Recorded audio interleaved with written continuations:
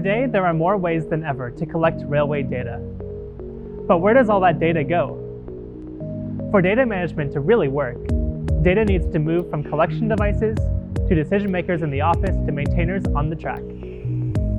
At VisioStack, we've been working with this problem for over a decade, and it's at the heart of our core platform, RailLinks.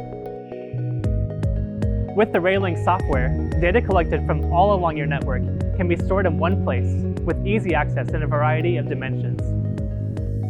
Track attributes can be compared against each other, examined in their current condition, or viewed over time. Most importantly, this data becomes easily accessible to the people who really need it, whether engineers, managers, or maintenance planners, and with our new mobile applications, to workers in the field. RailLinks also takes your data to the next level with predictive analysis and clear, easy-to-read visualizations. By showing wear and degradation patterns, RailLinks optimizes the life of your assets and your maintenance time on the track.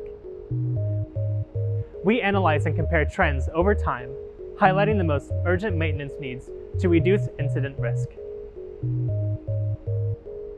And rather than being bound to a specific hardware package, RailLinks is built to integrate with an ever-expanding range of data collection technologies.